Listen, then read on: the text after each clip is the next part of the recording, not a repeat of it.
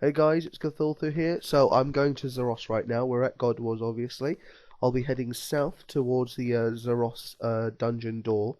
Um, to get through the dungeon door, you will need to make a frozen key, or I think it's frozen door key. But either way, what you have to do to make that key is you have to go to each of the other gods' encampments, and then kill their NPCs until eventually they drop a part of the key. So, for example, for the Saradomin fragment of the key, I would have to go to the Saradomin encampment, so I'd have to go down the ropes that require 70 agility to get to the area, and then I would start killing Saradomin NPCs until eventually one drops me the fragment key. And then obviously I have to do the same for Zamarok. I'd have to go into the Zamarok area. I would need a Mithril grapple and 70 range to get into the Armadillo area, 70 strength to get into the Bandos area, and yeah, so Zamarok was also 70 hit points. So yeah, if you have those requirements, you can go into the encampments, you can kill the NPCs and get the drops. You cannot get them from the middle zone, and you cannot get them from killing Zamarok NPCs in other encampments. So, for example, you wouldn't get the fragment from a Zamarok NPC in a Saradomin encampment. So you'll have to go to the Zamarok area for the Zamarok key fragment. So once you have all four fragments, put them together and you've got the key.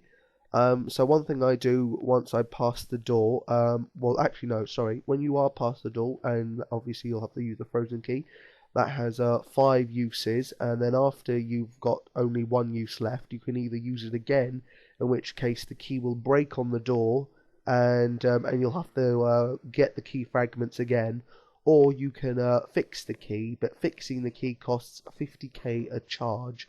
So if you have a key with 1 use left and you want to take it back up to a maximum, which is 5 uses, then you'll have to pay 50k each, so that's 200k altogether to recharge the key fully. So that's how that works. So yeah, it's about whether you want to spend the money or you want to just go and get the key fragments and save money. So other than the key, so once you're down here, what I do is, oh right, and then sorry, one more thing. When you are past the door for the first time, you will need to have a rope to take you down into this area. So for the first time, bring a rope, but then again, bring a rope and bank and everything anyway, because you'll need to get a whole new set of gear once you've got your key, so that you can do the Zaros key kill count. So when you're down here, one thing you need to know is that there are 4 types of NPCs, 2 magic types, 1 melee type, and 1 range type, and 2 of them are going to be aggressive to you, 2 of the types. So it could be 1 melee, it could be 1 no.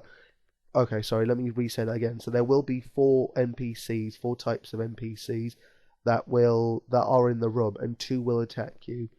One will always be a guy called the Ancient Mage, and obviously he uses magic attacks. All the others are possibilities depending on what you're wearing. So the other 3 are obviously going to be a magic NPC, a range NPC, and a melee NPC. And depending on what you're wearing, is going to make a certain NPC attack you. So right now I'm wearing Varax, and that means that well, I'm weak to magic attacks. So it's going to be the mage NPCs that are going to be attacking me. Whereas if I was wearing Corils, then I'd be weak to melee, so the meleeers would attack me. And if I was wearing Arims, then the rangers would attack me. So seeing as we've already got one NPC that's going to be attacking me with magic, obviously it's best to get the other NPC that uses magic to attack me. So to do that, I have to wear melee gear. So that's what I'm wearing. I'm wearing Varax, and I'm going to be using melee, and that way both the Ancient Mages, which are going to attack me anyway, are going to attack me with magic, and also these Blood Reavers that I've just attacked are also going to attack me with magic. So that way I've got most of the damage sorted within a single prey. And I don't have to worry too much about food. Whereas if I was getting attacked by a mage and the melee, obviously I'm taking a hell of a lot more damage. So that being said, I'm now in the room. I'm now attacking the magic creatures. They still can hit through magic prayer, but they don't hit that much. They usually hit 10s. So you've got plenty of attacks you can take. Right now I'm not having that much of a problem because there's plenty of people around me also taking hits. But later on in during this KC I was forced to use quite a lot of food.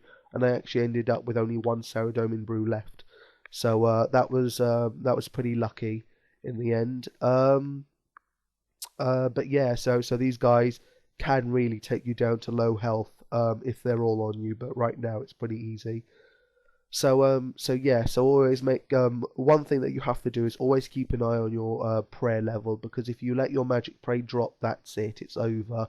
You are probably going to die, especially if they all are on you. If they're not, then you obviously have a chance. Whereas if they are, then you're pretty much dead, because I don't think you can eat and pray and put your magic prayer on quick enough to handle the damage. You'd have to actually be pretty decent to manage to do that. Especially if you have low health already, which chances are you are, because you're not going to keep topping up to full health every now and again. So yeah, so that's pretty much it. Firstly, get the key, and once you've done that, secondly, wear melee defense, use melee to attack, and pray mage. The other thing I need to say is that because there is a very small chance you will die, and you'll only die really if you do lose your prayer, then always take a yak with you and bank your frozen key. Because if you don't, then you will lose that key, and that means that you're going to have a grave in here, and hopefully someone will bless you. But even if they do bless your grave, you'll have to re-get that key, and that could take up to 30 to 40 minutes.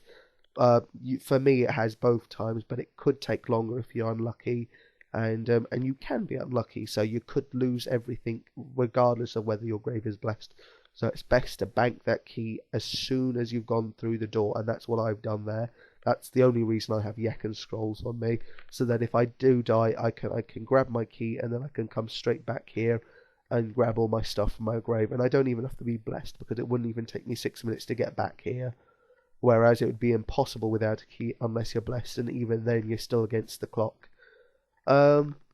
That's pretty much it for the KC. The only other thing to say is that there's a bank room to the east. Once you have your 40 KC, you'll be able to go into that bank room where you'll be able to set up for your boss. So remember that whatever you wear, whatever you use to get the KC, it matters absolutely not.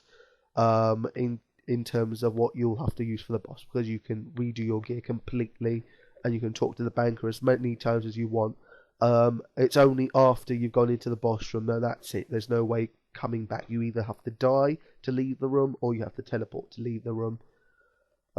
So yeah, I think I've said it all.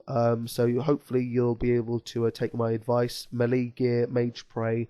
Also, hopefully you've seen from the inventory what is necessary. Like I said, I was left with one Saradomin brew left in the end, because those people that are taking the damage around me, they did leave, so I was left alone, and I took huge damage.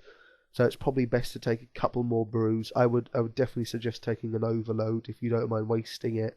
I mean, I personally don't mind about the cost. It's just all the effort that's required to making overloads that I hate myself. But yeah, if you've got plenty of overloads, if you don't mind, obviously it's well worth using overloads.